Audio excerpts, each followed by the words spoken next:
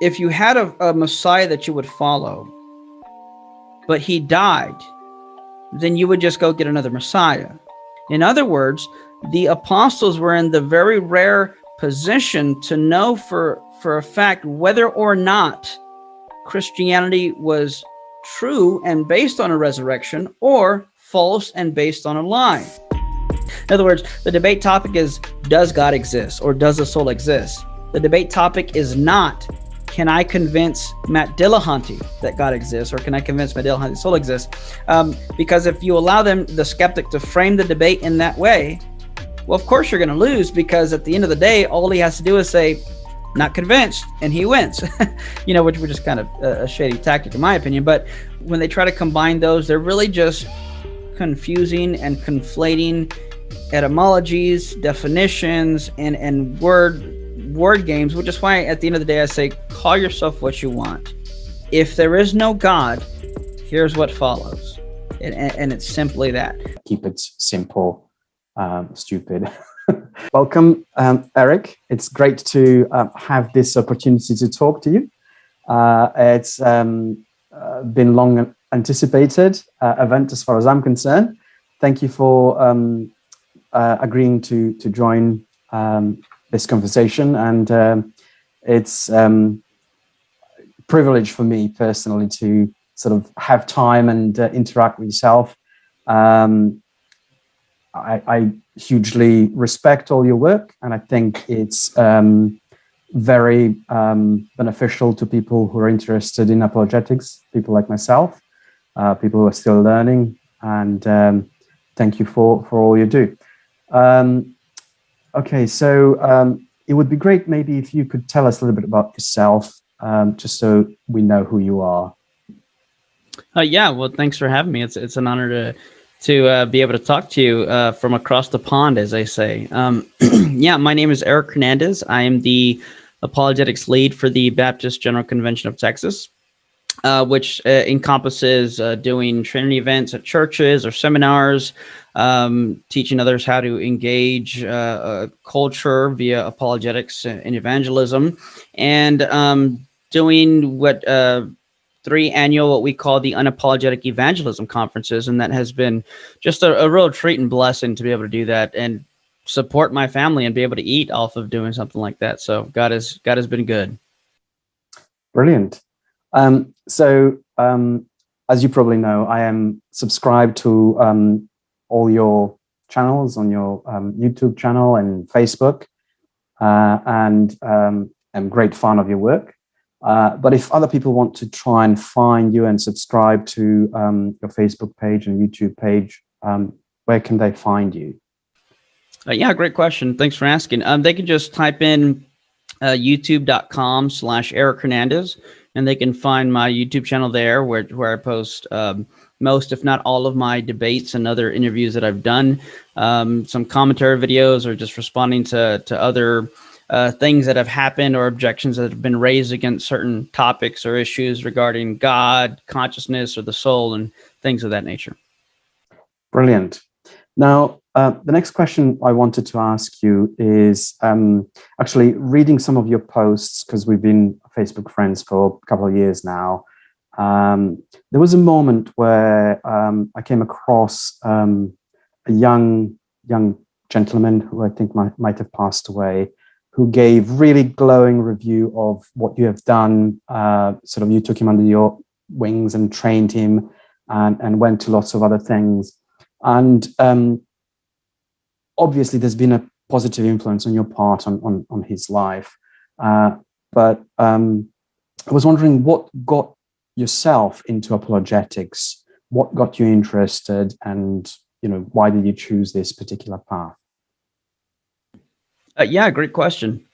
So I would, and the young man you're mentioning, Daniel Romero. Yeah, he was someone who just wanted to just kind of travel with me, and just wanted me to take him under my wing. In fact, it was around this time, just to give you some backstory to what you brought up. My wife and I had just gotten married, and I was not yet with Texas Baptist. So at the time I was working 2 or 3 jobs. and then juggling now a family. And he had reached out to me because we had met previously at, I spoke at the high school he attended. And he basically asked if, pretty much, hey, can we meet? I'd like some guidance and this and that. Now, admittedly, at this point in my life, I have had other people reach out and ask me that. But oftentimes I either wouldn't take it seriously, or they'd cancel last minute, or lots of other factors that you can imagine. So now that, I having a family and, juggling jobs, I thought in my mind, to be honest, I thought, here's another guy, young guy, who's just going to, ask me for this, but not follow through, not really take it seriously. So at the time I would wake up about 4 a.m. and I would head to the gym to work out, because again, just with being so pressed for time, I decided to do my workouts in the morning. So thinking to myself that this guy wasn't going to be serious about this, I said, look, I'm really busy this week, but I'll tell you what, if you really want to meet with me, I'll be at the gym at about 4:30 in the morning. And if you're as serious as you say you are, I'll see you there. And I remember looking to my wife and saying, he's not going to show up. Well, about 4:15 rolls around and I'm still on my way there. And he texts me saying, hey, I'm here at the door. Where are you at? And I was just like, wow, this guy must be serious. And long story short, I mean, it was just some of the things he shared with me, how he had been treated by some people, by Christians in his church, just this pseudo spiritual mindset that they had and kind of pressed on him. For example, he said, I feel called to maybe, be an athlete or do this or that, but they're telling me that's not of God. That's my own desires of my flesh, but I think God is calling me to this. And so, I mean, a lot of genuine questions, but you can tell he was kind of confused by some things. So after we had this conversation at the gym, he pretty much said, hey, do you think we can do this again? I said, sure. I'm here Monday, Wednesday, and Fridays. And he said, I know you speak a lot. He goes, can I travel with you? Can I help you? Can I hold your stuff or, help you out? And I was just really impressed and moved by that. And he had traveled with me for about 5 or 6 years before he passed at 24. But what I love about what we do and the truth of what we believe, because it's more than just a belief. It's not something that I'm not a Christian because it makes me a better person or a better father. It does that. But at the end of the day, I'm a Christian because it's true. Knowing that, as I've heard it said, death is not a purity, it's just a comma. And knowing where he's at, it gave me great comfort and hope in that. So to your question about how I got into apologetics. So my freshman year of college, I got a full ride scholarship to go to community college through cheerleading, which is a whole nother story. But they basically said, we'll pay for your books and tuition if you throw girls in the air. So I said, sure, let's do it.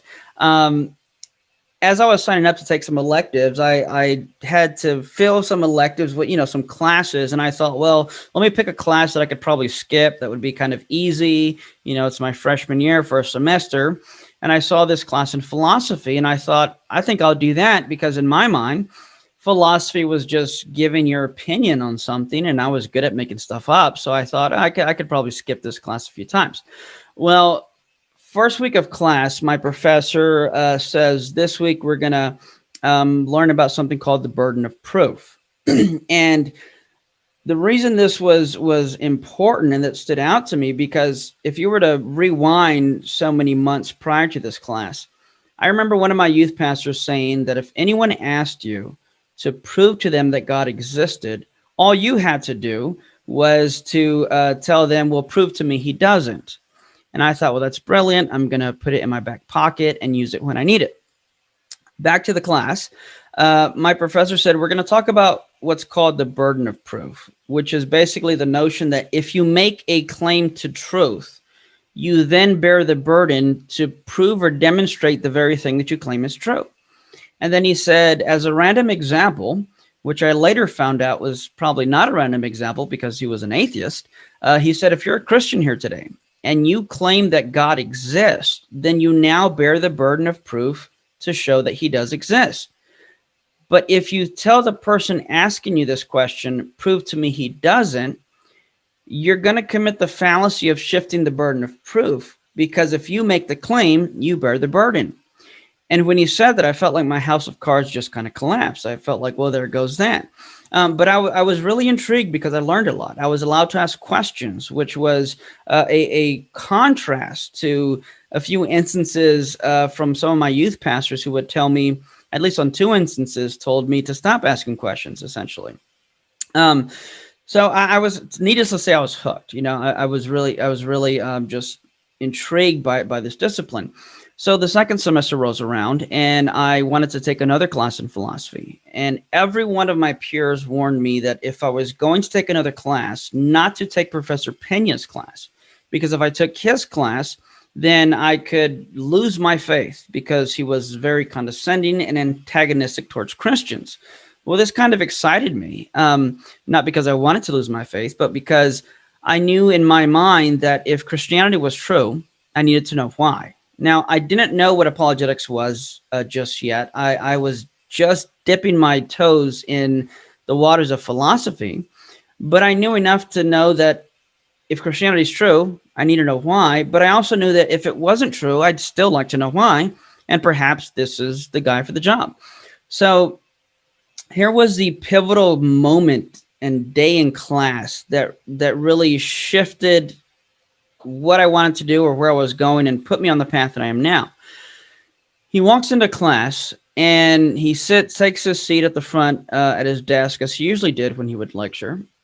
And then he pretended to pull out this antidepressant pill from his pocket. And he said, religion wants us to believe in something like a soul. And according to Christianity, it's the thing that can give us hope in an afterlife and seeing our family and friends that have passed away. He says, but according to Christianity, your soul is something that's not physical. It's some immaterial thing that has your emotions and your moods and your thoughts and your feelings. And these are supposed to be immaterial. But he points to the pill and says, but if I were to take this pill, which is a physical, how is it that an antidepressant pill could have the power to change and affect the alleged immaterial states and moods of my soul? Because when we look at the brain, all we see are neurons firing. And when we look at the body, we just see these base elements of carbon, hydrogen, and oxygen. But no scientist has ever looked under a microscope or at the brain and found the soul. How do we explain this? And basically he said, well, it's simple. I'll tell you how. It's because there is no soul. There is no heaven. There is no hell. There is no God. There is no afterlife. We're just a physical brain and body. And we need to live with this fact and get on with our lives and stop believing in these foolish fairy tales. And after so many words, it was pretty much like, well, class dismissed. As a freshman in college, I was stunned. I was shocked. I was bothered by it, quite frankly, because up until that point, I had heard a lot of complaints against Christianity.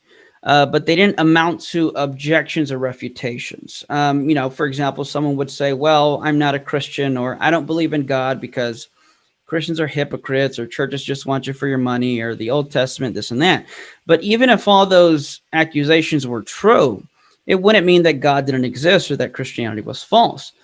However, I knew that Paul said in 1 Corinthians 15 that if there is no resurrection, then he's basically saying Christianity is false. However, I also knew that if there's no soul, well, I would argue there can be no resurrection, and by the same token, Christianity would be false. So here, for the first time in my life, I heard an objection that, if true, would in fact mean that Christianity was false. And I had 2 options, essentially. I could just sweep it under the rug and not think about it, or I can roll up my sleeves and get my hands dirty with some metaphysics. And given my character and personality, I did the latter. Needless to say, I later, as I learned more philosophy, I later learned what apologetics was. I found the work of great men like William Lane Craig, and then found the work of someone like J.P. Moreland, who is my favorite philosopher.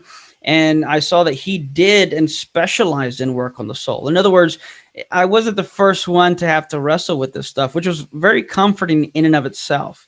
And to know that there were people who had devoted their lives and have done scholarly academic work and published on these issues, I was like a kid at a candy shop. I just couldn't get enough of it.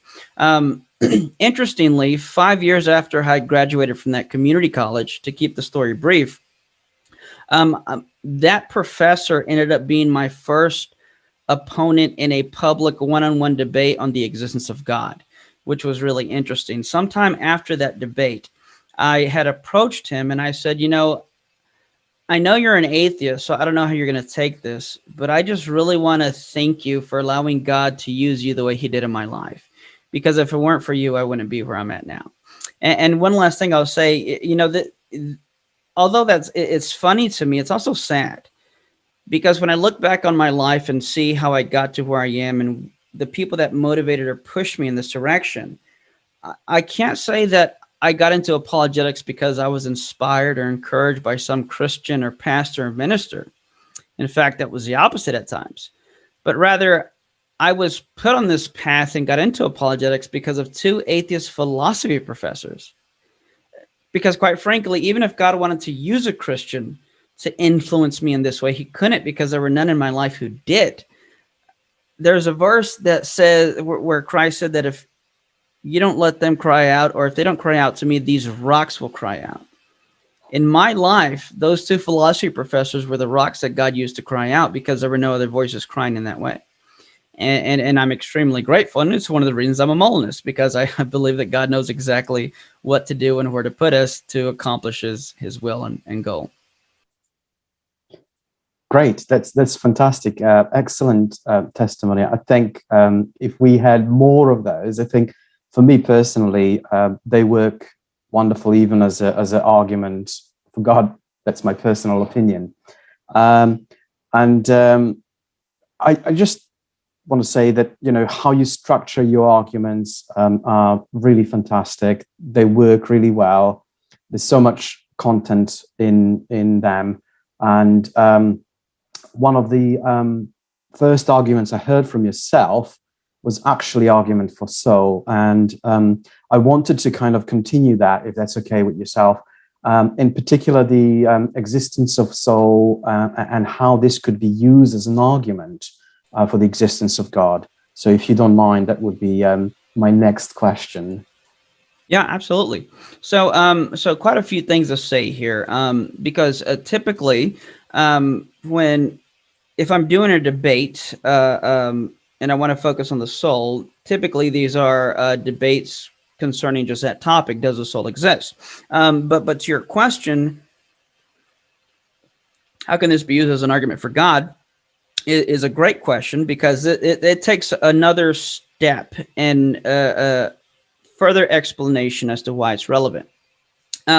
Because, for example, I've had atheists say, well, I can be an atheist and believe in something like free will, or I can be an atheist and believe in something like a soul, which I would say are not, cannot be accounted for in an atheistic worldview.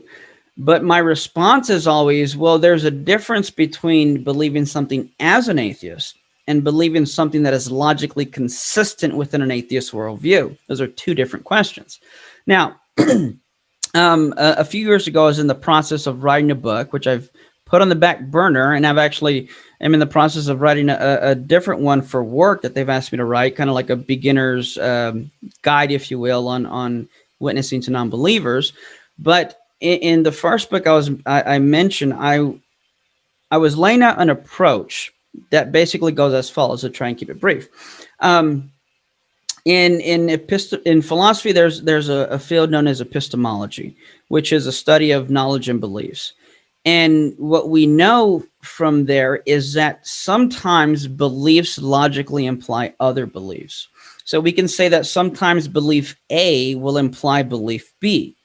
Now, in order to be consistent, if you're going to believe A, and if A implies B, then you're going to have to believe both A and B, because B was a belief that was entailed or came from A. So here's an example. If I have, let's take A as a base belief, and this base belief is all dogs are mammals, or rather all dogs are brown. Let's do that one. All dogs are brown.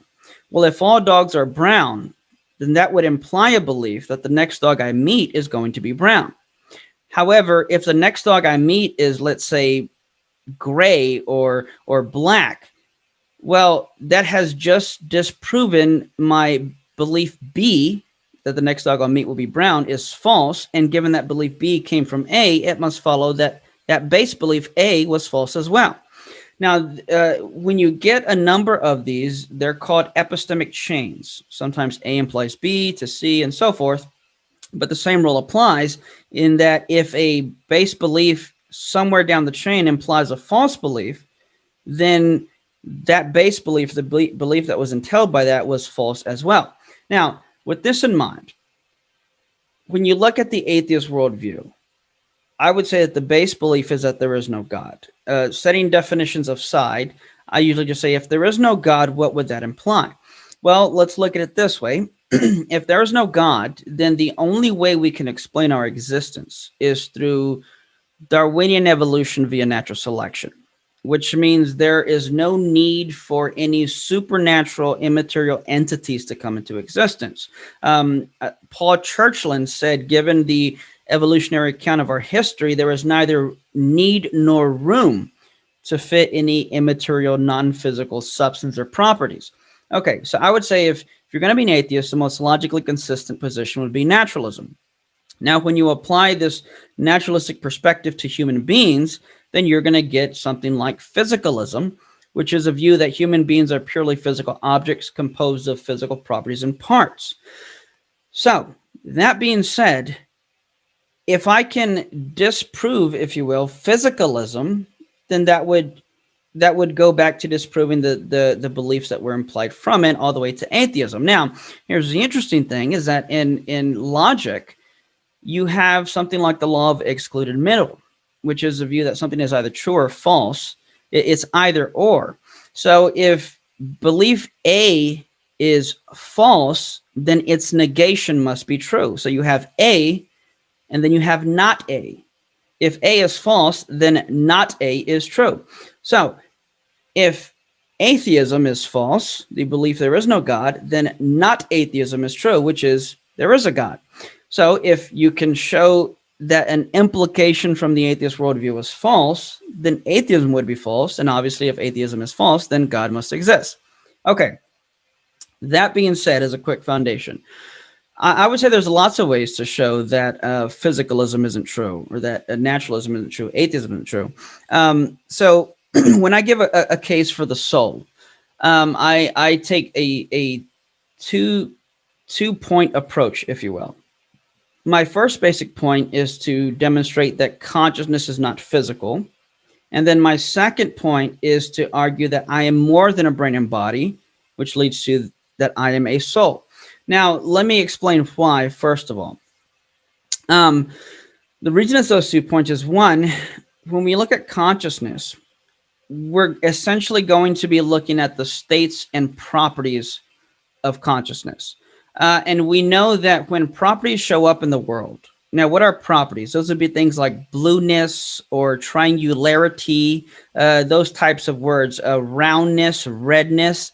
When these properties show up in the world, they don't show up floating in the air by themselves, but rather states and properties are always going to be exemplified and grounded or possessed by something more basic than themselves. So, for example, when I'm driving on the freeway, I'm not cautious to avoid hitting the property of redness, but rather I'm cautious to avoid hitting an object that possesses the property of redness, such as a car.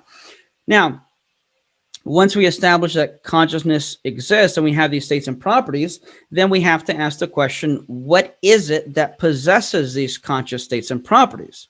And of course, I can say, well, without any doubt, I know at least one thing is conscious, and that's me. I am conscious, but then the question is, what am I? And then that's where we go to, well, you have physicalism and something like substance dualism. I'm either purely physical or some type of dualistic perspective is true. Okay, now, before I move on, any questions or comments on that? That was just a foundation so far. Yes, brilliant. I mean, the only comments I could say is thank you very much for going into details. It's absolutely fantastic. I think that helps me understand some of those more complex ideas. So I'm hugely appreciative. As I told you before, I tend to take notes because, try and memorize them. So definitely I am benefiting from all your work. I have one question. I was watching Larry King a few years back before he died. And one of the reasons why he said he sort of decided there was no God, he had some kind of operation or something like that. And he was put under, as you usually do before the operation is performed. And he said he doesn't remember anything and therefore there is no soul or something to that effect. I have heard other people obviously use arguments for or against the existence of soul and so on, using sort of the basic argument of physicalism, saying that it's just a material chemical reaction within the brain that tells us, where we are, who we are, and what we should be doing, and so on. And I was wondering how you would address some of those, because that is kind of an argument that would stump most Christians. They would sort of struggle, or certainly I would struggle to find really good answer to those. Yeah, so great question. So this brings us right back into, in other words, I can answer this by going into the approach I had laid out. So there's two basic points. One, consciousness is not physical. And two, I am more than a brain and body. Now, if we can even go back to what my professor was saying, I can put it like this. If what my professor was saying is true, then what he is purporting is that given the fact that something physical can affect my brain, which in turn will affect my mind, then it must follow that my mind is nothing more than, that is to say, it is reducible or identical to something physical like a brain. Now, in philosophy, when we use the word identical, we mean literally the same thing as. So if I say A is identical to B, I'm not saying it's similar, but rather it is literally the same thing. So Eric Hernandez, we can say, is identical to the guest on your show. Now, that doesn't mean I'm similar to the guest on your show, but rather literally I am the guest on your show, and we're just using two different titles to refer to the same person. Now, there was a law known as Leibniz's law of the indiscernibility of identicals, but let's just call it Leibniz's law for short, which states that if two things in question are the same, that is identical, then whatever is true of one is going to be necessarily true of the other and vice versa. But what's interesting is this also gives us a rule of thumb to note that if we can find something true of one thing that is not true of the other, then it follows that by default, they cannot be the same thing, because if they were, they would share the same properties. Okay, so here's the illustration I like to use. I would say that suppose you walk into a lab and you see two bottles of clear fluid, and you want to ask yourself the question, are these two substances the same substance? Well, as you look at them, you notice that they both are liquids, and they both have the properties of being clear fluids. So you think, well, thus far, I would say that perhaps they are identical. Now, you see that one has the label water, and the other has the label chemical X, but you can't really read it too well because it's ripped off. But then you turn over the bottle that's labeled chemical X, and you read on the back, it says, caution, flammable. And you think, I know that water's not flammable, which means even if I don't know what chemical X is, at the very least, I know they cannot be the same thing. Okay, so with this in mind, if what my professor was saying is true, and if the physicalist account of human nature is true, then consciousness, if it exists, is going to have to be reducible or identical to something physical like the brain. And again, this is where some arguments come in where people say, well, look, if you have brain damage or Alzheimer's, it's going to affect the way you think. And they conclude, therefore, the two are the same thing. But again, the only way to establish whether or not something is or is not identical is Leibniz's law of identity. Now, let's take the states of my mind and compare it to the states of my brain. My mind can come in 5 states. You have thoughts, beliefs, sensations, desires, and acts of will. So let's take a state like my thoughts and beliefs. The state of my thoughts and beliefs can have the property of being true or false. But when I look at the neurons that are correlated with my thoughts, as I look at those set of neurons fire, while it may make sense to say that my thought is true or false, it makes no sense to say that these group of neurons firing are true or false. So automatically we see that they share different properties, and given in Leibniz's law of identity, they cannot be the same thing. A second example would be that my brain can be in a state which weighs 3 pounds. And my thought that I'm talking to you right now, while we may be having heavy thoughts, they don't weigh 3 pounds. So while this may get complicated to some, we're not going to go buy a neck brace after this is over with, because my thoughts aren't weighing 3 pounds. My brain can be in a state that is 7 inches long, but the smell of a rose or the taste of a banana, which is a sensation, and it's a state of my mind, well, smells of roses and the taste of banana is not 7 inches long. And while I can give a dozen more examples and various other arguments, it nevertheless follows that if the properties of my brain are physical, and if the properties of my mind are not physical, then it follows that consciousness, if it exists, cannot be identical or reducible to something physical, because they don't share the same properties. Now, at this point, the physicalist or the atheist would have to do one or two things. One, have to offer a response to this problem of identity, which I've never heard a good one, or they are going to have to altogether give up the existence of consciousness and qualia, which I have seen and know of atheists that do in fact do that. I'm thinking of someone like Daniel Dennett. But ironically, if you give up consciousness, then you're essentially going to have to say that you don't believe that beliefs exist. But the moment that you have a belief that there are no beliefs, well, then you've now just proven your own view false, because you have a belief that there are no beliefs, which is itself a belief. So I would argue one of the ways you can argue for God in what I would call a backdoor approach to apologetics is I could simply state that if atheism is true, then given physicalism, consciousness would not exist.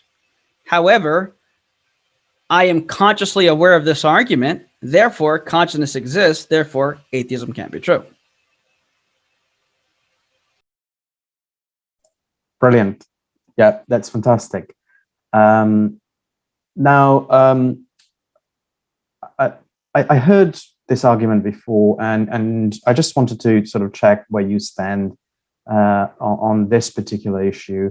I know that even some evangelicals have some reservations or have sort of variations of these arguments on the existence of soul.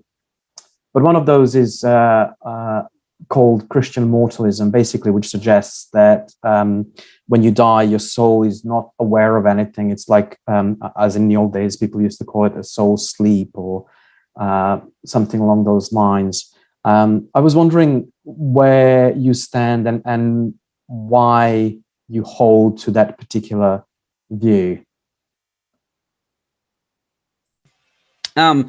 And before I answer that, you can remind me later if you want. I didn't touch yet on and I just remember this myself, about the cause and effect relationship and how that doesn't explain identity. But I can set that aside, and we can, if someone else wants to ask, it can later. I'm just making it. Sorry. If that is really important, it would be very good if you do. Absolutely, yeah. Okay, ignore my question. No. It's a good question. It's just as you were talking, it just came to my mind.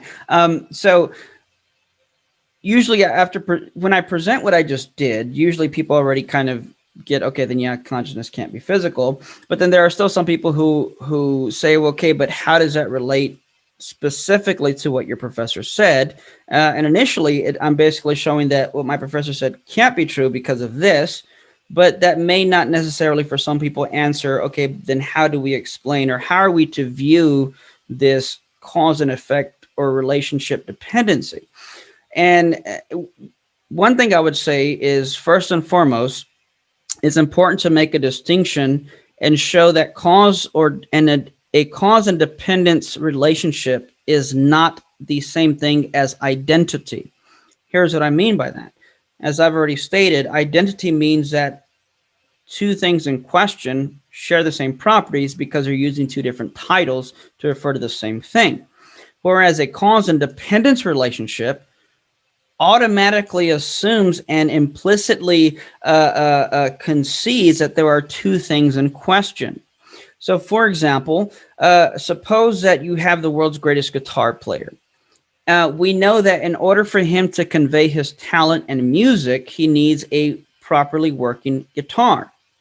Now, if one or two of his guitar strings were to pop, then let's say that he could no longer play the song he wants to play, which means we have just established a cause and effect relationship and a dependency on the guitarist's ability to play the music and a properly functioning guitar. But just because we've established a cause and effect or dependence relationship, it doesn't follow from this that therefore a guitarist is just a guitar, even though we've showed a cause and effect relationship. Or what about when people say, well, doesn't it prove that your thoughts or beliefs or memories are in your brain? Well, no. Why not? Because using the same analogy, if I were to detune a guitar or pop a few more strings, let's suppose the guitarist was no longer able to play the note C. Again, a cause and effect and dependence relationship has been established, but no one, because of this, no one goes to a guitar and cracks it open and expects to find the note C to fall out of it. Because even though there's a relation there, it doesn't mean it's the same thing, nor does it mean that these notes of music are inside of a guitar. When I play the note C on a piano, I don't open up the lid and look for it. Because again, cause and effect does not establish identity. So much like a musician and his guitar has these dependent or causal relations, much like that doesn't prove that they're the same thing. In the same way, showing that getting brain damage or Alzheimer's affects my mental states and damage can affect other states and properties of my mind, it doesn't follow they're the same thing any more than a broken guitar establishes that a musician is a guitar, because as I said earlier, cause and effect is not the same thing as identity, nor is it sufficient to establish that two things are identical. In fact, again, cause and effect and dependence automatically implies two things are not the same thing. So it cannot be used as an argument to show that consciousness is physical. Again, just to reiterate, causing something doesn't show that it is nothing but the thing that is caused. It in fact has to be two different things. Yeah, that's really helpful explanation, actually. Thank you for that. I mean, I've always held this view that as I'm sort of getting older, you can't tell that when you look at me, but I am. I've never felt that I am changed as such. I mean, my body is not able to do things that I used to be able to do before. But in essence, I feel that I am one and the same that I was when I was 5 years old. So to me, I like your saying that you are not body with the soul, you're soul with the body. I don't know if you have anything else. Yeah. So that goes into the second point, that I am more than a brain and body, and this is where I get into a little bit more definitions. And I would say that so now that we know that we have established that consciousness is not physical, and we that in fact consciousness does exist, because to deny it exists is to incorporate and affirm it. So as I said earlier, if these things exist, what possesses them? Well, I do. Well, what am I? And this is where I begin to defend more specifically what is known as substance dualism. In brief, substance dualism, a generic substance dualism, is a view that I am a soul that has a body, meaning I don't, quote, have a soul, but rather I am a soul, and a soul without a body is nothing more than a corpse. But then I do have to clarify that up until a couple years ago, I did change my position on this, because I do now believe that I have a soul, and it is an orange Kia Soul, which is parked in my driveway. And I bought that car just so I can make this joke, and it's worth every penny. You could say it's a very rich joke, if you will, and it drives the punchline here. Okay. So that aside, so I am a soul with a body, which means I am not reducible or identical to a brain and body, same as before. Now, how do we show this? Well, there's various ways. I usually use three arguments: indivisibility of personhood, identity through change, and free will. But I can kind of sum it up in various ways. And let me just show one. If if I am identical to a brain and body, then it would make sense to say that if you were to chop off my arms and limbs, that you would now have 50% of a person. So this goes into the question of what is a person, and more pertinently is being a person, the property of being a person, is that a property that can change in degrees and be quantified in various percentages? And I would say no, because if you were to chop off my arms and legs, you could say that I have 50% of a body, but it would make no sense to say that I am now 50% of a person, which means if my body can be cut to 50%, but I remain a 100% person, well, then it follows that I am not identical nor reducible to my brain and body. The identity through change can be summed up by simply saying that I like how atheist philosopher Jaegwon Kim put it in one of his books, as he was expressing and conveying these arguments. He used one that I liked, where he said, basically, it's alleged every 7 to 10 years that you change virtually every cell in your body. And he said, in 2001, this brain and body did not exist, but I did exist in 2001. Therefore, I am not this brain and body. Then you have the argument from free will. And again, just to keep it brief, if we are purely physical objects, we know that purely physical objects don't act on their own, but instead are caused to act by external and prior factors and causes. Now, someone might say, yeah, but we're conscious. Okay, well, all that does is add an extra step. If I made a Coke machine conscious, it doesn't make it any less determined. In other words, I don't put $1 into a Coke machine and find that it chooses to sing me a song instead of give me a Coke. It's predetermined and programmed to operate on the basis of inputs and outputs. Now, if we are nothing but purely physical objects, then you can't have free will. You're just causally determined by external factors beyond your control. So it would follow that if I did have free will, or better yet, to even have the sheer possibility of free will, I would need to be something more than a brain and body that transcends the physical determinations of my brain and body and is able to act as a first mover and bring about changes and events in the real world. So I would say, given that we do have free will, then it follows that I am not a purely physical object. I am a soul. Now, some people may argue that, okay, well, time out though. I don't believe in free will. To which I would respond by pointing out two things. If there's no free will, there's no moral responsibility, and there's no rational responsibility, or what I've called intellectual integrity. This is because, for example, suppose someone is murdered by being shot. Although it was the bullet that actually penetrated the heart and took the person's life, we don't blame the bullet. Why? Because we assume the bullet was caused to fire by the gun. So now let's look at the gun. But still, we don't blame the gun. Why? Because we know that the gun didn't fire on its own, but was caused to fire by something else. So then we keep going back, and what we eventually do is we arrest the person, because we intuitively know that the person was the first mover in this causal sequential chain of events. However, if there is no soul and then there is no free will, then much like the gun or bullet, if we cannot hold the gun or bullet responsible for the murder because they were merely secondary intermediate causes, then it would follow that we could also not hold the person accountable, because if there is no free will and physicalism is true, then much like the gun or bullet, the person was also an intermediate secondary mover and thus not the first mover in the causal chain of events. So more responsibility goes out the window. When it comes to rational responsibility or intellectual integrity, this one I've always found kind of funny, because a lot of atheists that I know want to call themselves free thinkers.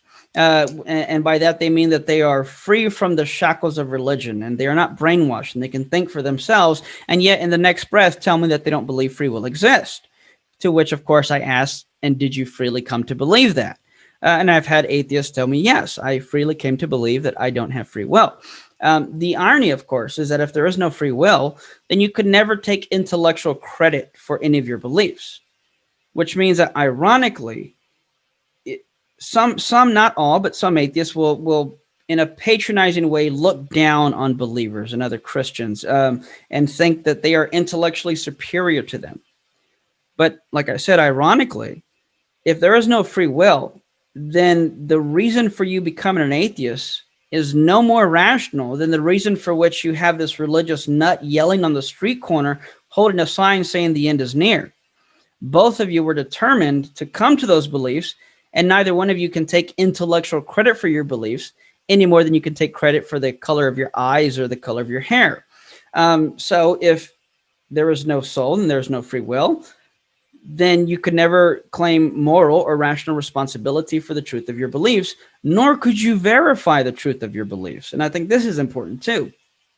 Suppose I believe A, B, and C. And someone says, well, Eric, you believe in determinism. So how do you know A, B, and C are true if you were just caused to believe it? And usually atheists will say, well, I can test my beliefs. And I say, well, how would you do that? And, well, I would run this scientific experiment and I would verify with other people. And then I would come to the conclusion that my beliefs that are determined are either true or false. And I say, well, wait a minute. If all your beliefs are causally determined and beyond your control, then would it not be the case that the conclusion you come to about the belief about your beliefs, would that not equally be causally determined and beyond your control, and thus you've only pushed back the goalposts? In other words, you cannot claim that your beliefs are true based on a belief that you are determined to believe that your beliefs are true, because you're back to the same problem. So again, no more responsibility, no rational responsibility, and no intellectual integrity, which means if the non-believer does want to affirm rational responsibility, if they do want to take intellectual credit, and if they do believe people are more responsible, well, then free will exists. And if free will exists, the soul must exist. And I would argue if the soul exists, God must exist, because you cannot have such a thing on a naturalistic framework. So if free will exists, soul exists, God exists, atheism is not true. Wonderful. I was wondering whether we have time, because I was going to ask you another question. Sure. So the existence of soul, it's, for me, it's a fantastic argument. It's brilliant in a sense that it makes people think. It's very personal. It's very easy to accept because it sort of makes intuitively great deal of sense. It certainly does to myself. But I wanted to talk to you regarding sort of Christianity in particular. And one of the biggest arguments for Christianity, as far as I'm concerned, is the resurrection of Jesus. I'm not sure how much time you have. Are we still okay to... Yeah, go for it. Sure. Yeah, okay. Often people say, so we know there is God. You've helped us come to that conclusion. Thank you very much for that. But how do we know that actually Christianity is the right religion, that Jesus is God of the Bible or part of the Trinity? And how do we know that this should be where we invest our belief and faith? And sort of looking at the resurrection of Jesus, there are lots of objections that we hear from atheists.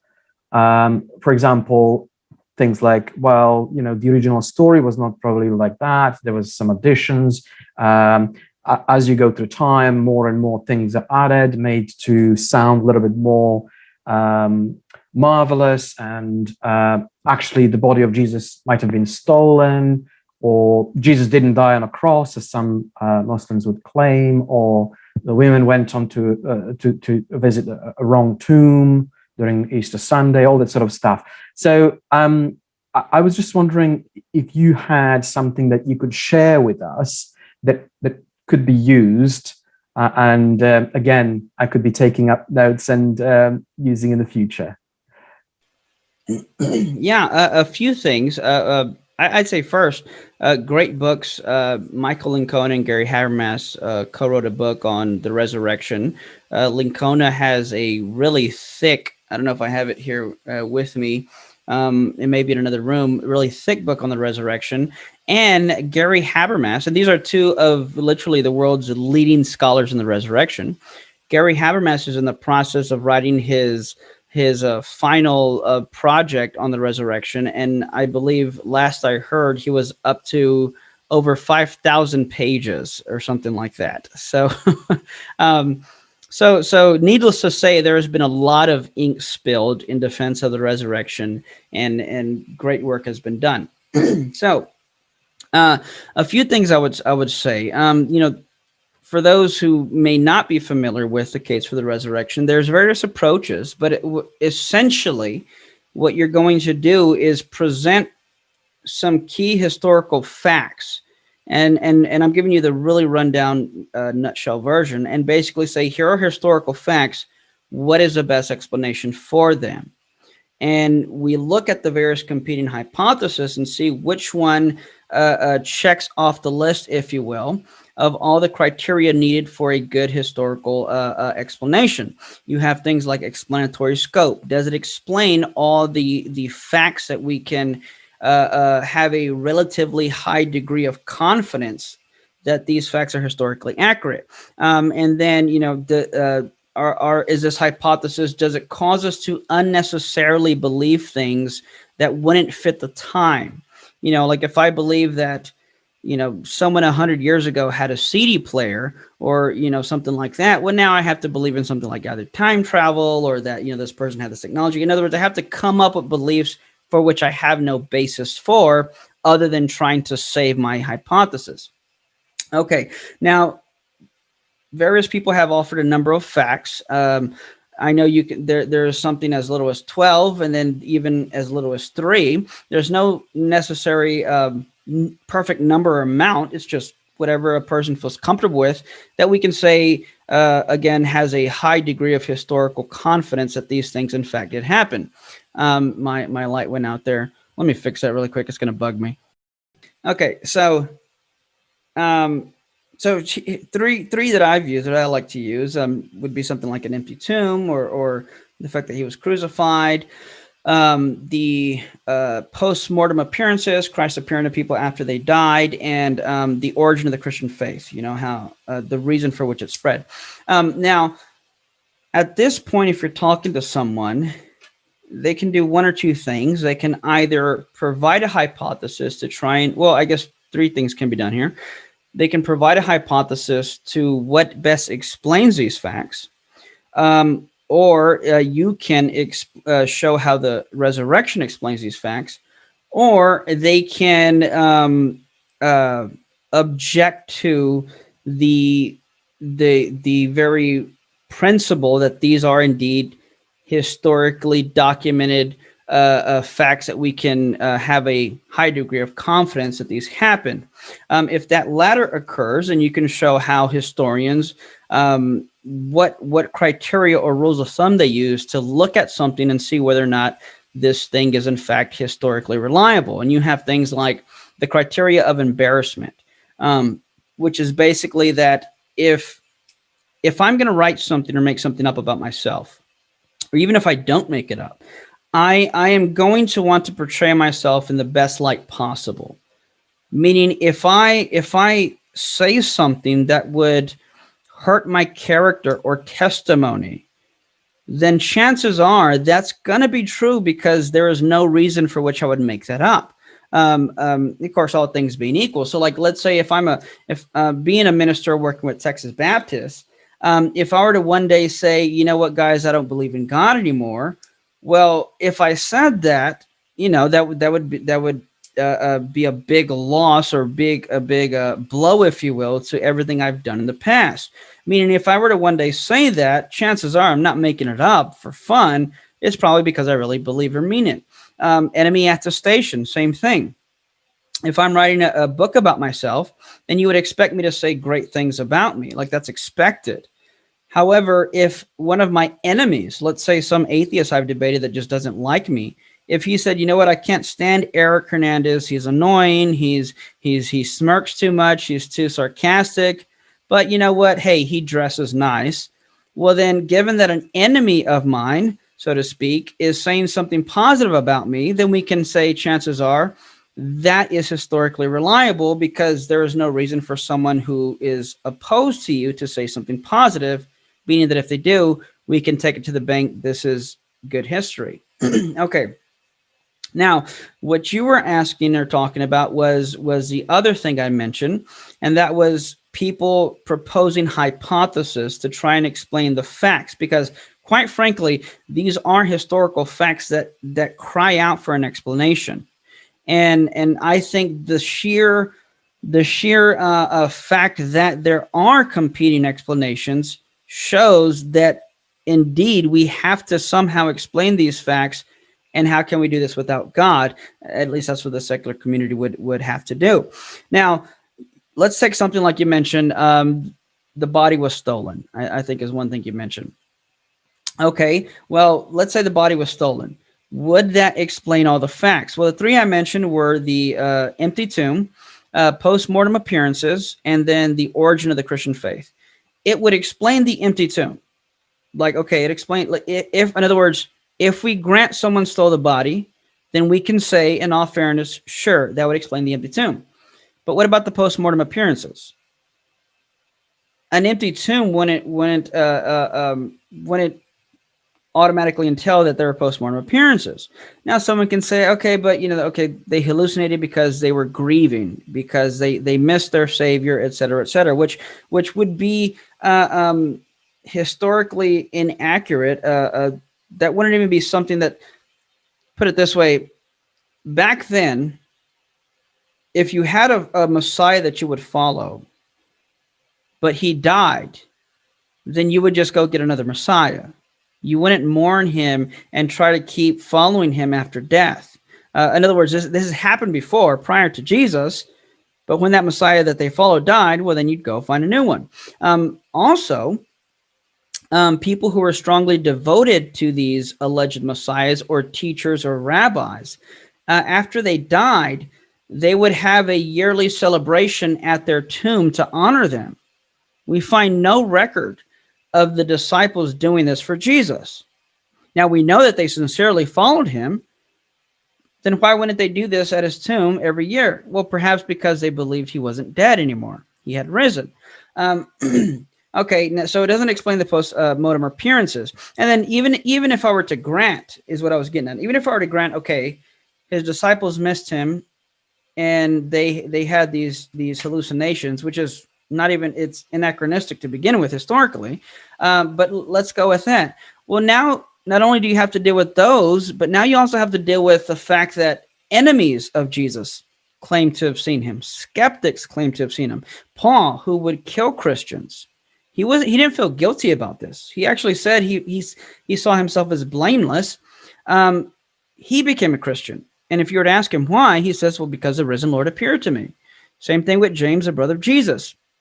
His brothers initially called him crazy. They didn't believe him. And then later, now you have James following Christ, even to the point of being persecuted. Okay, so it doesn't explain post-mortem appearances. And then you have the origin of the Christian faith. In other words, why did it spread? Well, it spread because of the second point. They truly believed they saw a physically risen Lord.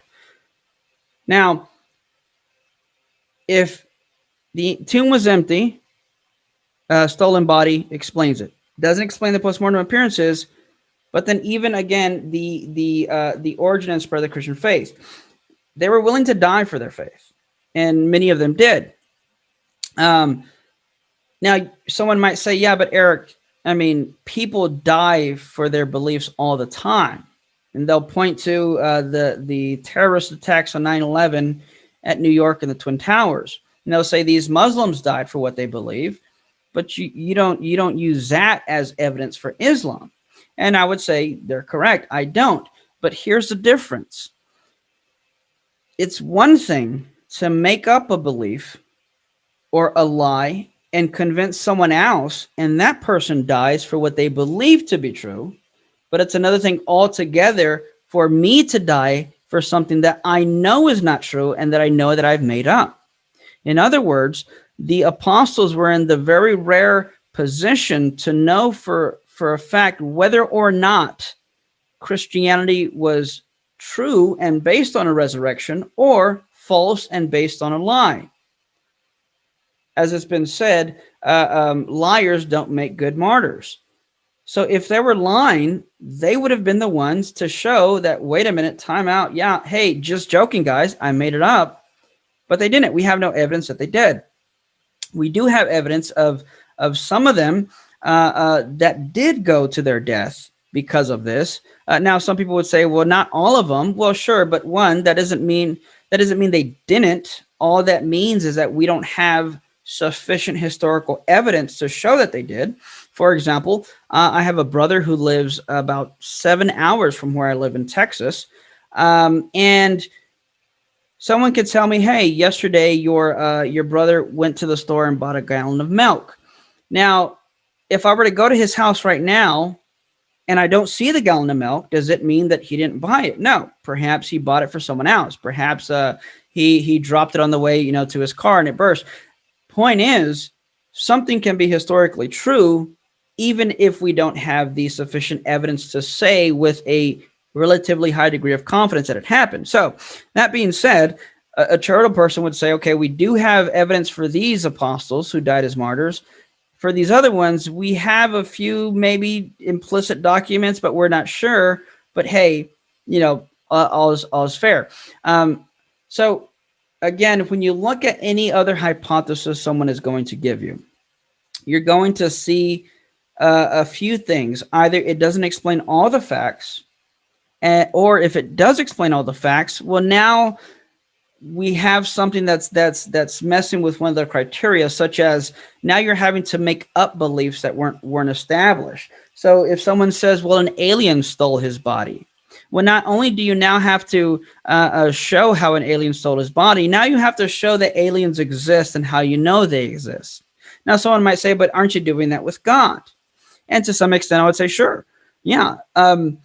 If God does exist, then that's exactly, the resurrection would be the best explanation. Someone say, well, now you have to prove God exists. Again, I'm fine with that. But the resurrection in itself, I think, is evidence for the existence of God. And if God does exist, and obviously we both believe he does, and he can create the entire cosmos out of nothing, then as I've heard it said, raising someone from the dead is child's play. It's not a big feat for him. And if someone wants to say, well, hold on, though, we know through science that dead people stay dead, I would say, yeah, they naturally speaking, a dead person will stay dead. But the argument is not that he naturally rose from the dead. The argument is that in a supernatural, miraculous way, rose from the dead. So it's like saying, hey, when baseballs fall from the sky, they keep falling. And I say, but I have one in my hand that I caught. And they say, no. Baseballs, naturally speaking, when they fall, they hit the ground. Well, sure, naturally speaking, without any intervention, they hit the ground. But if I, as a first mover, can step in and intervene, I can overpower the law of gravity. In the same way, if I can do that as a human being that is not omnipotent by any means, well, then surely a God who created the very laws of nature himself could step in, intervene, and over the power of the natural laws and bring about a miracle, which is in part the definition of what it means to be a miracle. I definitely agree with that. I think that, again, makes good sense to me. Now, I watched a couple of videos by a person you debated several times, I believe, Dillahunty, I think. And his argument was that you cannot trust personal testimonies of other people. You can't base your faith on that. I think mostly that comes from his personal experiences. He certainly used to be a magician, and he thinks that people are easily tricked. What is your response to to that. And again, I think one of his comments was that he's not a historian, and therefore it doesn't do anything for him. I mean, for me, it makes sense, everything that you said, but I'm just wondering if you have sort of a brief response that could be used in some of the arguments that we encounter. Yeah. So Matt is an interesting guy. I've met him a few times. When we see each other, we act just like friends. I would say we're friends in a loose sense, but it's not like I talk to him on a continual basis. But every time I see him, it's a hug. How you doing? How you been? And catching up. But Matt, it would be more appropriately described as what you would call a skeptic. Now, being a skeptic is not merely someone who is skeptical about something, but rather it's an epistemic position, for lack of a better word, that someone takes when assessing any truth claim. And there's ranges of skeptics, but basically, and to oversimplify, admittedly, basically, if I'm going to be a skeptic, then whatever you tell me, I'm going to raise the possibility of doubt. And once that's done, I've accomplished my job. I dust my hands and say, I don't know. Well, that's a little bit too fast, too loose. So to what you said, he may say something like, well, you can't trust, a person's testimony or something like that. Well, surely he doesn't believe that. Surely he believes the testimony of many of his friends. If his best friend or person he's dating says, hey, I'm going to the store, well, he can trust that. Now there may be there may be room for doubt, but room for doubt doesn't necessarily mean you don't trust or that you don't have a confidence in someone. On top of that, everything that we do is in some sense based on someone else's expertise or authority. When I step into my car and drive it, when I step into an airplane, I am in some sense trusting someone else's skill and ability to do something. And what I find interesting about skeptics is they're usually what you would call a local skeptic. Contrast that with the global skeptic. A global skeptic will say we cannot have knowledge in any area of inquiry at all whatsoever. A local skeptic would say we can have knowledge in general, perhaps, or maybe not even that. I don't know if Dillahunty would concede that much, but they'll say we can have generally trustworthy beliefs in many areas, but when it comes to this area here, I'm going to turn my skeptical dial really, really high. And you notice this in various implicit, hinted ways. So, for example, again, I'm sure Dillahunty wakes up and he turns on the light, trusting that it's going to come on. He gets in his car, trusting it's going to work. If the mailman says, "Hey, there's a package coming for you tomorrow," I'm pretty sure he believes that. He trusts another person's testimony. But when it comes to these questions, now his skeptical dial is turned way up. And even on top of that, I would say, and this is where we would disagree, I would say beliefs are innocent till proven guilty. Meaning if I believe something, all things being equal, I could have a basic belief that unless I have reasons to disbelieve it, then I'm virtually justified in believing the thing that I have in my mind. Now, granted, this doesn't necessarily mean that I can't doubt a belief. It just means I don't have sufficient reasons that would justify disbelieving or doubting my belief. So, for example, someone could ask me, do I believe the sun will rise tomorrow? I'll say yes. And then they'll say, well, is it possible that it won't rise? I'll say, sure. And they say, oh, so you don't believe it's going to rise? No, I do believe it. But you just said it's possible it wouldn't. Right. Go on. Okay. In other words, for the skeptic, there's this high view of certainty that I think is unfounded, interestingly enough, and ironically, in that many times skeptics will often believe that certainty is a requirement for knowledge, but it's quite simply not. I don't need certainty to have knowledge. In fact, I would even say that in some sense it's irrelevant, because whether or not I'm certain about something doesn't validate or invalidate the truth of the thing I'm claiming to knowing. Moreover, certainty is a property of my conscious conviction, not a property of the truth or falsity of a statement.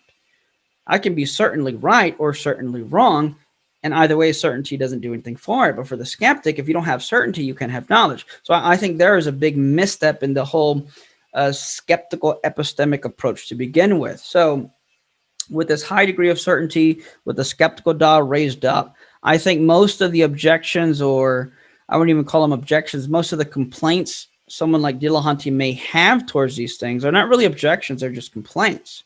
And merely raising the possibility of doubt doesn't do anything to invalidate or validate the truth or falsity of a claim. I've had skeptics tell me, isn't it possible you could be wrong? And I say, yes. And for them, they're like, well, there you go. And I say, well, hold on, time out. Is it possible I could be right? Yes. Well, then there you go. It cuts both ways, doesn't it? And so here's a useful thing. A useful tip, if you will, I can add. Whenever you're approached by skeptics, such as someone like Dillahunty, who would take this approach, I noticed that some of the things you said, were exactly something like a skeptic would say, in that they're merely positing hypothetical possibilities, or that, well, we don't know if it's changed. Well, we don't know if this or that. Well, we don't know X, Y, or Z. In other words, their goal is to raise the potential of doubt or something being wrong as much as possible. And after so many words, you think, well, maybe there's a case there, but no, raising a bunch of potentials doesn't make any of them actual. So here's an example. I was talking with someone one time, and they said something like, well, is it possible that talking about God, was it possible that this, that, and the other is true? And I said, yeah, it's possible. And I said, but here's this, that, and the other. And then, okay, but what about, is it possible that, and after a few times, I just had to stop and say, you keep asking me this kind of question, but let me say it, let me reverse it and say it this way. Do you have any reason to believe I'm wrong? And they'll say, well, yeah, because it's possible that this could happen. And I would say, okay, yes, it is possible that could happen, but do you have any reason to believe that it will? Well, no, but it's possible. Well, sure, it's possible. But unless you give me a reason to think that it's not only possible, but probable, well, then all you're giving me are hypotheticals, which are a dime a dozen. That does nothing for me. So merely raising the possibility isn't sufficient. And when someone says, so if someone tries to say, well, this is possible, you can say, well, what reasons do you have to believe that it's not only possible, but actual or probable? Is it possible that we're in the matrix? Sure. Well, then how do you know we're not? Well, because you haven't given me any reasons to think I am. What's possible? That's a reason. It's also possible that I'm not. That's a reason too. So again, if we're in order to play chess, we have to move the pieces. We can't just keep slapping the pieces off the board, which is kind of what many skeptics do. So I would say don't fall into the trap or bait of being certain of certainty. Don't fall into the vicious cycle of how do you know, isn't it possible? Because those aren't objections. They're just hypothetical pushbacks that do nothing. And we don't have to have this. And one last thing is, especially with people like Dillahunty, they pose or frame the discussion or debate in terms of something like, you need to convince me to win this debate or discussion. Oftentimes, someone like Dillahunty, his responses would be, well, I'm not convinced by that. And I've talked to a lot of other people who've debated him, and I've kind of helped prepare. They debated him, people like Michael Jones. I remember talking to Lincoln one time when he was preparing to debate Dillahunty. And I said, he's gonna do this. He's gonna say he's not convinced about something. If and when he does that, don't bite that bait and run with it. Just point out that that's not, like, who cares? That's not the debate topic. In other words, the debate topic is, does God exist, or does the soul exist? The debate topic is not, can I convince Matt Dillahunty that God exists, or can I convince Matt Dillahunty soul exists? Because if you allow the skeptic, to frame the debate in that way, well, of course you're going to lose, because at the end of the day, all he has to do is say, not convinced, and he wins. Which is kind of a shady tactic in my opinion. But when you know how to spot these implicit tactics, whether intentionally disingenuous or not, they're nonetheless tactics that totally veer off in the wrong way and get away from the heart of the discussion. Yep, that's really, really good and really helpful. I think I'm going to have to remember those arguments. They certainly come up from time to time. Two things that I wanted to say, what I in particular like about your style. You mentioned chess earlier, and I like how you tend to anticipate. It's like a chess player where you go ahead maybe 3 or 4, maybe even 5 steps ahead, and you think where they could potentially go, and you seem to address those even in your original sort of statements, which really, really appeals to me. It just shows me that you have run through the arguments from both ends, which I think it's really good, and also in a way you deliver them. I like that sense of sort of a genuine interest in people, and yet at the same time being quite, how should I say this? Not necessarily polite, but kind of firm in where you stand in your faith, because it's well reasoned argument that you're putting forward, and it's not just an argument; it also is part of your personal faith.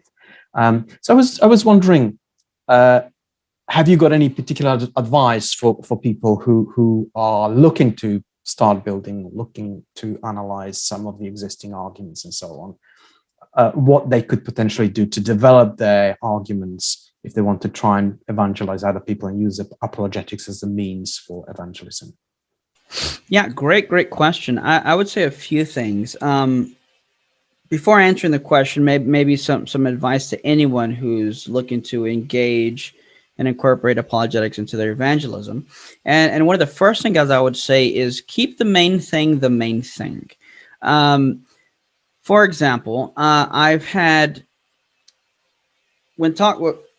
lots of things, and to thank you for the compliment. What I was going to say, which is happening now, is that having ADHD helps a lot to remember these things and connect these things. It's a blessing and a curse. So I can't take credit for it all on my own. Surely I did develop the gifts God gave me, but I also think that ADHD was in some sense something that helped me to develop and unpack this stuff. It can also cause me to get on my wife's nerves, but like I said, it's a blessing and a curse. Keeping the main thing the main thing. When I'm talking to someone, or if someone calls themselves an atheist, the definition of an atheist is a person who believes that God does not exist. That is the classical traditional definition.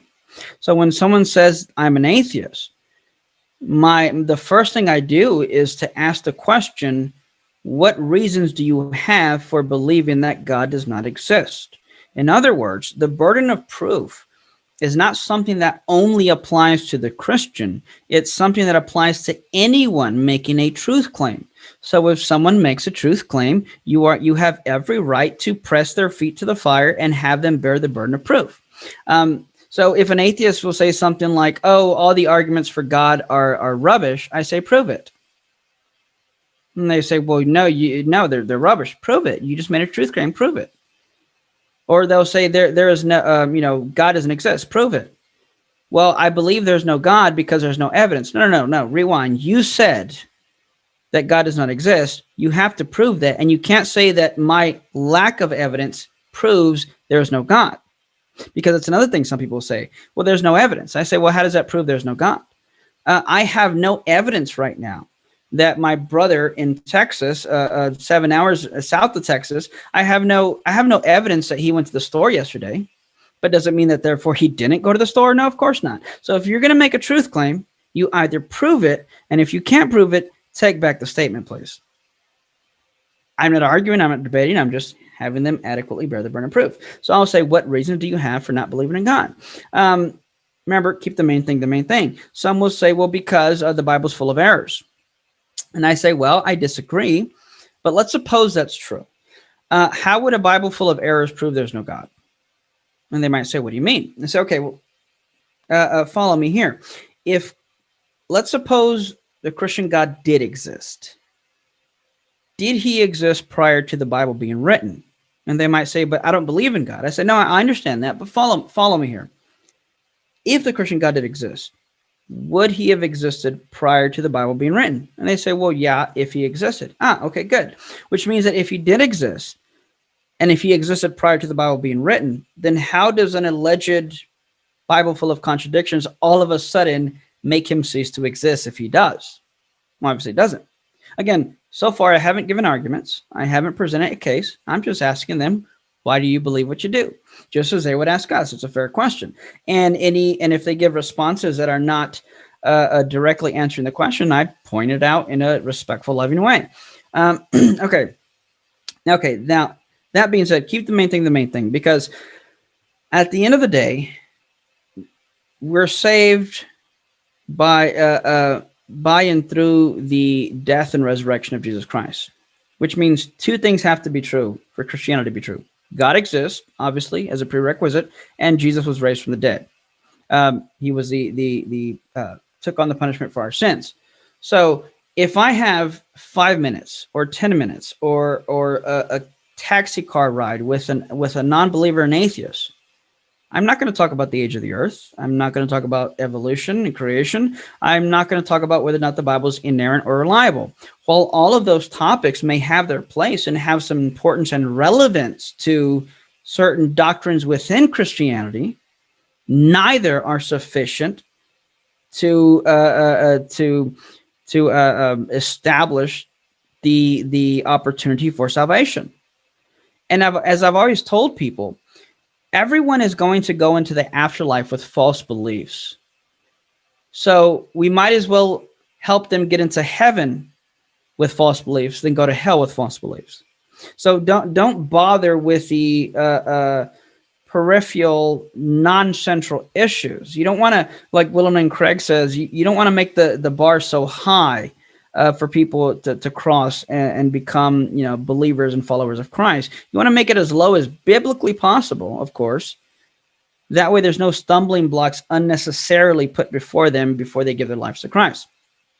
Okay, now the next piece of advice, if you're going to present things, I would say don't try and,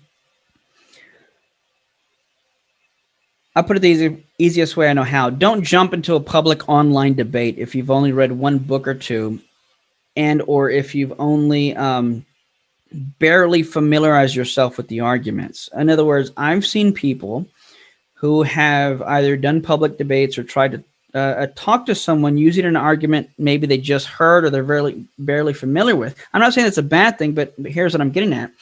They will start to use the appropriate philosophical language and metaphysical terminology, but they really don't know what it means. But they've heard Willem and Craig say it enough that they'll start saying it. And they act as if by reading a script, and this is not a script, but by reading a script, the non-believer is going to fall to their knees and give their life to Christ. But of course, that doesn't happen in real life. What usually happens is they'll say, wait, say that again. Something is metaphysically necessary. What does that mean? And they're like, well, that wasn't in the script, so I don't know. I thought you knew what it meant. That's why I said it. I don't know, and then they end up doing more harm than good. So I would say don't use, at least not publicly in this way, arguments or terminology you're not familiar with, which goes to say that whatever you do plan on using or engaging and incorporating into evangelism, be sure that you understand it. Don't just parrot someone else. Now, of course, that would require you going and studying the very thing that you want to use. Now, I'm not saying don't practice. When I first started learning, I would try. Sometimes I would just read something. And for me, at least, and again, having ADHD, it helps me to interact with someone and because maybe they can pose objections I haven't thought of. So you can think of these as like sparring matches, not official debates or, going out in the street and witnessing to somebody. Although, again, I have no problem with that. But I would say, okay, I just learned this argument, and I would pose it to someone, and they would raise an objection. When I first learned the Kalam years ago, I remember sharing this, and someone said, yeah, but not everything that comes into existence has a cause. You just think that because you see things come into existence that have causes, and they'll use an analogy like, let's say, a sheep is has a mother, but a whole flock of sheep don't have a mother. So even though the individual things in it have causes, the thing as a whole doesn't have a cause, i.e. a mother. And I'm like, that's interesting. That's weird. Never heard that. Something sounds off about it. But hey, I appreciate that. Now that I got what I need, talk to you later. I'm going to go research this. In other words, I wasn't trying to pose as some William Lane Craig personality type. I was genuinely trying these things out. And of course, first of all, no, I don't believe everything that begins has a cause, because I see it in nature. It's a metaphysical principle. That's not something, it's an a priori belief that is not something I derive from looking at. It's something that's I would say is a metaphysical necessity. And yes, the whole flock of sheep don't have a mother, but each individual sheep did have a mother. And you can say that the flock did begin at some point in time, maybe after 2 or 3 sheep were born. Nevertheless, my point is you become familiar with these to where you're not parroting these arguments. You are genuinely learning and explaining them, even better if you can do so in your own words, because 99 times out of 10, they are going to press you on terminology or points. And if you're just parroting what someone else said, you're not going to be able to answer that. So when you're doing that, whatever it is, just be sure you understand it. Don't be pretentious. Be humble. Don't try to make something up. Just learn how to interact, learn how to present, and know what you're saying when you do. Yeah, I really like that advice. I've worked on projects for probably more than 20 years in my secular work. And we have saying, KISS, I'm sure that's the same everywhere, keep it simple, stupid. and using it in plain English, I think that's really key, because often people get confused. And if you can explain it in simple terms, it just really shows that you truly understand what you're talking about. So I think that's a fantastic advice. Yeah, I would even say practice explaining it to others. To be honest, most of the non-believers I talk to, I don't have to get into the deep metaphysical issues, not because I'm not familiar with it. Now, granted, let me rephrase that, because I don't want to sound pretentious. I'm not saying I understand all the metaphysical intrinsic inner and outward workings of something like the soul, but I think I can say that I do have a fair grasp of it.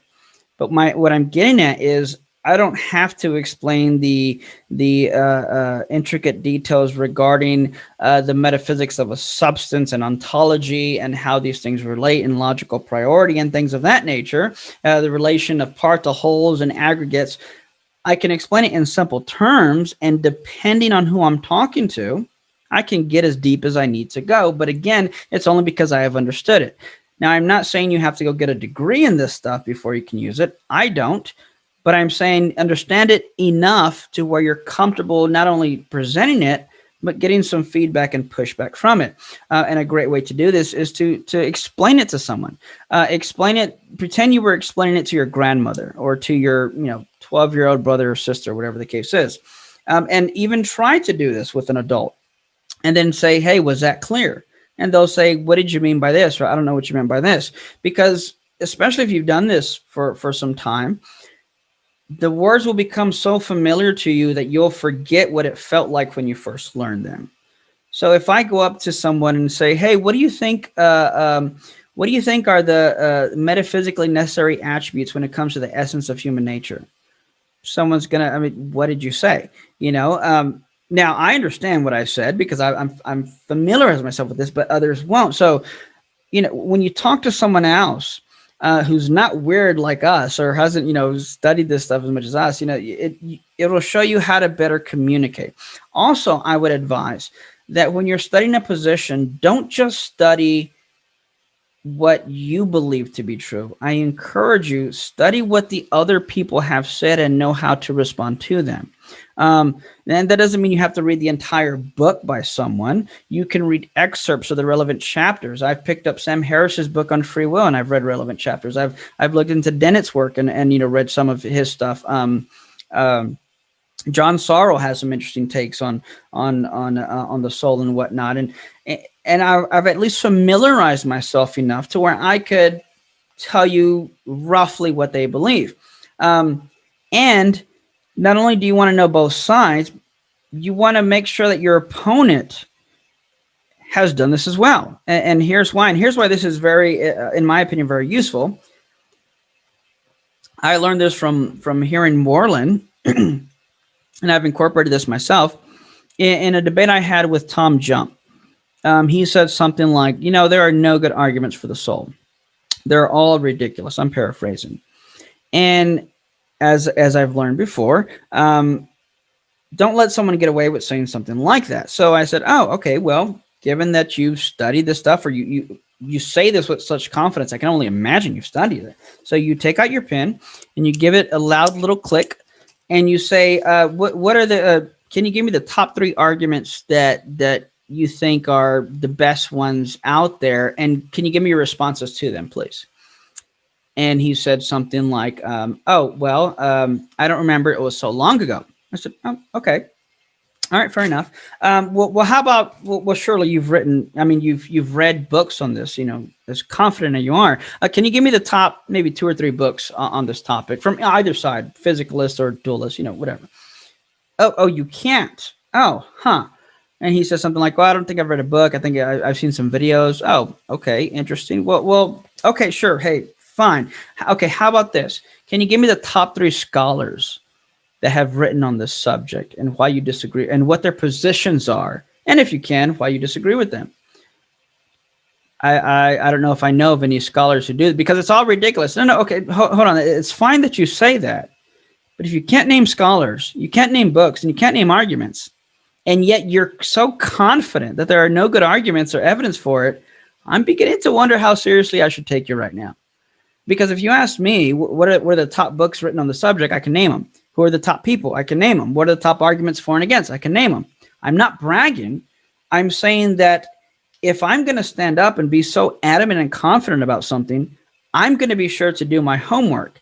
And I'm going to be darn sure that I'm going to hold the other person to that same standard. Because if you're going to confidently deny something, you better have some evidence to back it up. Because mere confidence and dismissing something isn't going to work for me. Yeah, actually, I was going to check this with you. It's something that's been irritating me for a really long time. And I know a couple of Christians who are close friends, they get irritated with me because I get irritated with this sort of argument put forward. It's agnostic atheist. I think it's kind of redefining the meaning, and people like to use that as a way of saying, I don't need to prove anything. I just lack a belief in anything, and it's your responsibility as a Christian to prove it to me that basically God exists. Now, I was wondering, what is your response? Again, I'm just looking at the time. I've taken an awful lot of your time. I don't know. That's right. If you, that's fine. Yeah. Yeah, we can address this one. Okay. So yeah, it's a great question. Depending on how many prayers I've said that day or what I've had to drink that day, depends on how I will answer. But needless to say, it's such a ridiculous notion. I mean, it is just it is. I roll my eyes every time just about I hear something like that, because you have there are 3 main positions essentially. Because I would say skepticism isn't a position, it's more like an epistemic approach or method. But you have the theist who believes God does exist, the atheist traditionally classically defined as someone who believes God does not exist, and the agnostic who holds no belief one way or the other. One thing I've learned to do is when someone kind of tries to switch around these definitions, like, okay, look, forget about the titles, and I write down, I believe God exists. I believe God does not exist. I don't believe one way or the other. And I say, and I write them down. I say, can you please circle which one applies to you? In other words, no, set aside the definitions.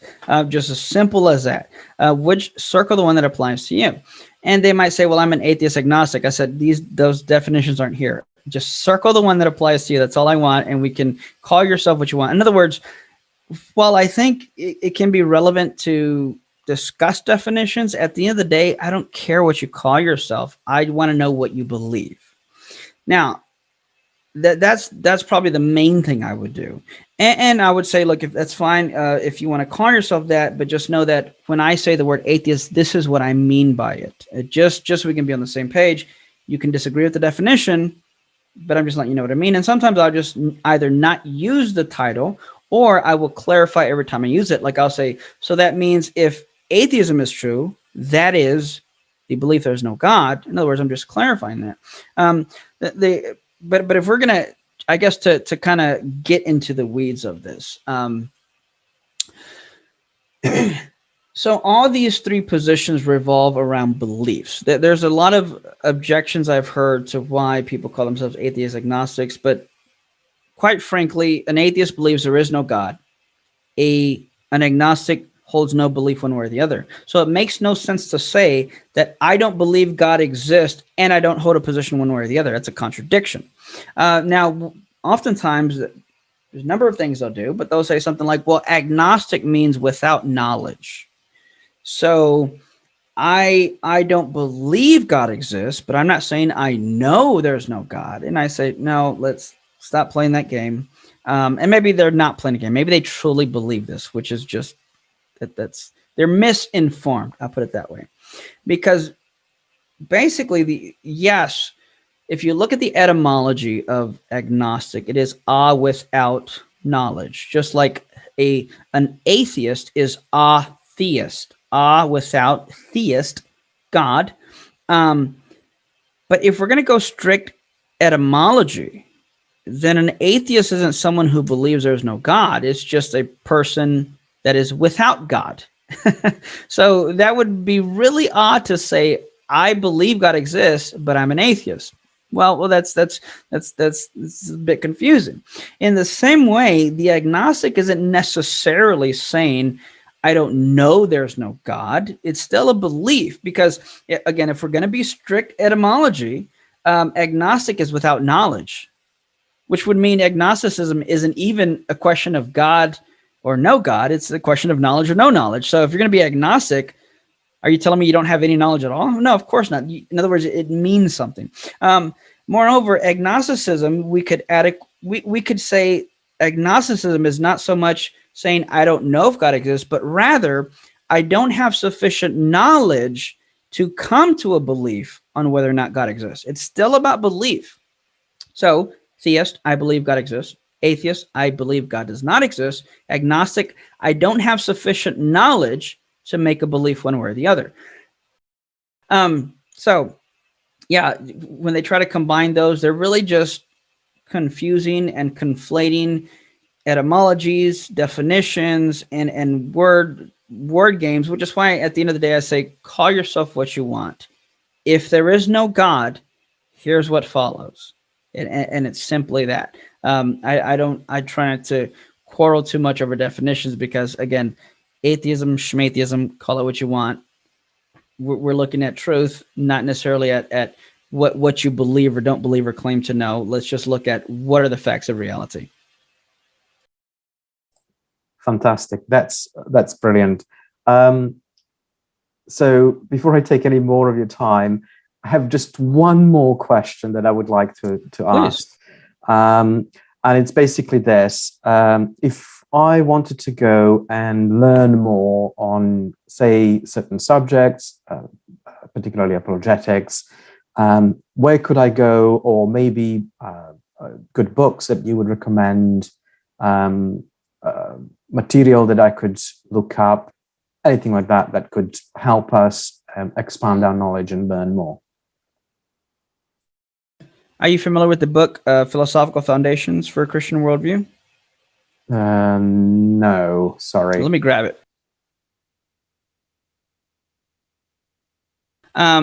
Philosophical Foundations for a Christian Worldview is my jam, as we say here in the States.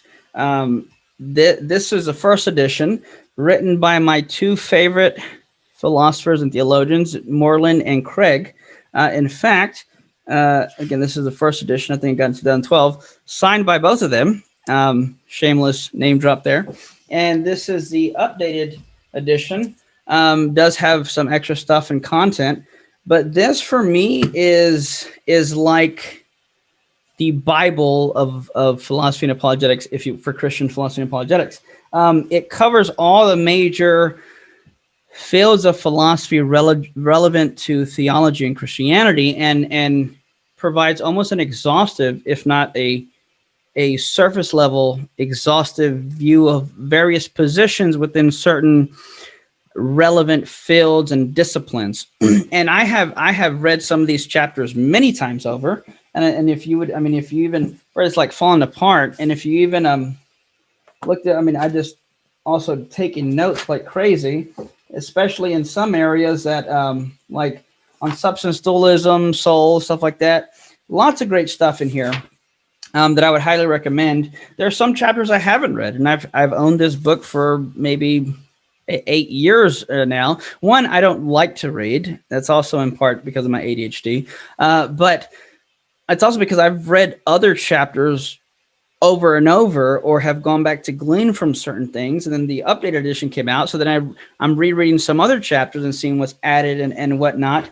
And some chapters I'm not particularly interested in, and I'm like, I'll get to that later. And I just have never gone around to it. But anything from science, epistemology, metaphysics, ontology, relations, and I don't mean relations like platonic or marital. I mean like metaphysical relations, like greater than and lesser than, to the right of. Those are relational properties. So yeah, I would say that would be, in my opinion, one of the best books you can get. It's not beginner, but it's also technically not graduate level advanced PhD. It's somewhere in the middle. If anything, maybe leaning more towards the advanced, only because there's a lot of new terminology to learn. But once you're familiar with the terminology, it becomes easier. Now, I would tell people, don't be discouraged if you read something and don't understand all of it.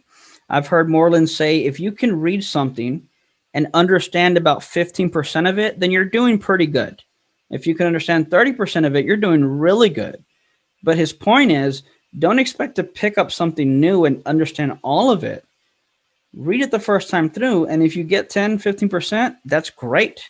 You can go back and read it again later. I haven't read a lot of books in my life, but the books I have read or listened to, because I prefer audiobook, I've listened to a few times. I'm in fact going through another one of my favorite books is Loving God with All Your Mind by J.P. Moreland. That book it convicted me, encouraged me, strengthened me, broke me. It's so many great things. But I'm actually going through that one again for I don't know how manyth time I've gone through it. But I just find that every year, every so many few years, I learn and grow, as we all should. So when I go back and reread something or listen to something, you have to keep in mind that, especially these two guys, but in general, academics and scholars, they're careful with their words. So they're not going to just throw around a word arbitrarily for the fun of it or word it. They do it for a specific reason, which is something I learned in some sense the hard way when I first got into this. When I tell people don't get up there and just spout something that you're not familiar with, I'm not saying that as a chastisement. I'm speaking from experience.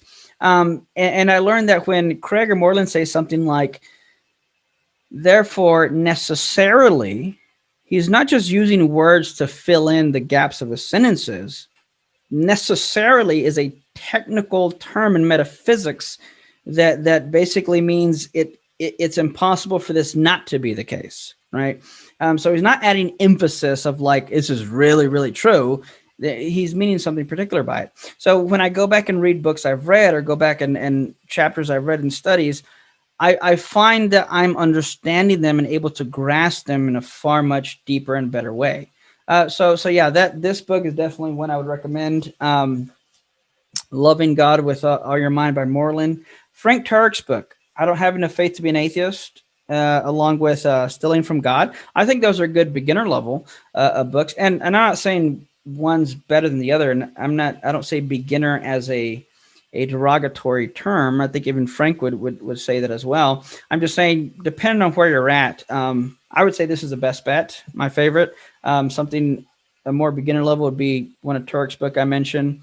And then the other stuff, the deeper level stuff, which I probably shouldn't even own myself, but you have like Blackwell's Companion to Substance Dualism. That one is it's heavy. I don't mean in a literal sense, but I mean the terminology there gets far deeper than this stuff, and it's fun to read. But even I'm having to sometimes just stop and make sure I understand the words they're using, so I can understand the context of what they're saying. But it's fun for me, at least.